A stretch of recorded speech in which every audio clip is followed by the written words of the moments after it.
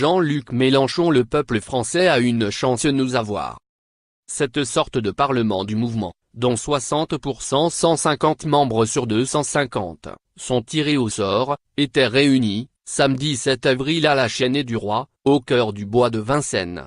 Il devait aborder la question du mouvement social.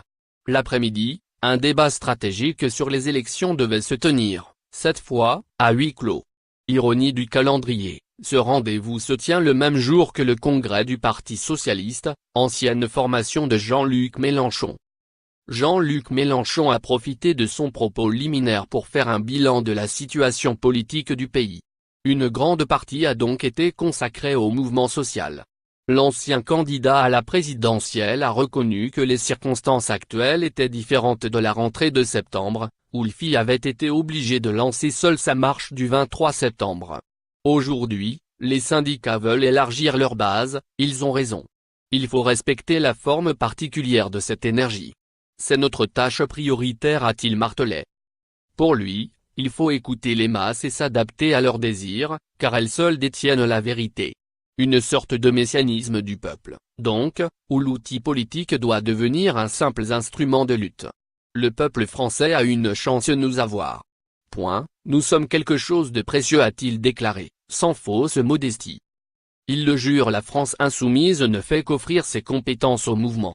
La manifestation du 14 avril à Marseille passe à décision, mais celle de la CGT locale, et d'autres syndicats et associations. La marche du 5 mai, initiée par François Ruffin, on ne se l'approprie pas, assure M. Mélenchon. Il en a aussi profité pour critiquer la gauche selfie qui, à ses yeux, serait représentée par Olivier Besancenot, pas Pierre Laurent, secrétaire national du PCF, et Benoît Hamon, Génération Milieu S, et leur voyage en train fortement médiatisé. L'unité comme prétexte à effacer les idées, c'est non, a-t-il lancé. Pourtant, jeudi dernier, Éric Coquerel et François Ruffin, tous deux députés LFI, étaient présents. Et d'ajouter, à propos de la marche marseillaise du 14 avril, j'espère qu'Olivier Besancenot et Benoît Hamon seront là, car leurs organisations locales appellent à manifester. Ce serait dommage qu'il ne manque que les chefs. Cette manifestation doit être le prélude à un front du peuple que l'ancien sénateur socialiste appelle de ses vœux. C'est un mai 68 perlé. On espère qu'il s'élargira. Cela ne me déplairait pas, un nouveau 68. Ça remettrait la question sociale au centre, a-t-il ajouté. Dans la lutte contre le gouvernement, M. Mélenchon a également fait la liste de ses ennemis dont le parti médiatique serait la pointe avancée. Selon lui, il n'a pas vu de militants Les Républicains, Front National ou La République En Marche distribuer des tracts donnant des arguments contre les grévistes. Ce sont les médias qui les donnent, assure-t-il.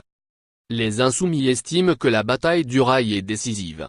Si le mouvement l'emporte contre le gouvernement, ce sera le terreau idéal pour faire des élections européennes de mai 2019 un référendum pour ou contre l'Europe libérale qui y est, selon eux, incarnée par Emmanuel Macron. On peut être l'étincelle qui met le feu à la plaine, a conclu M.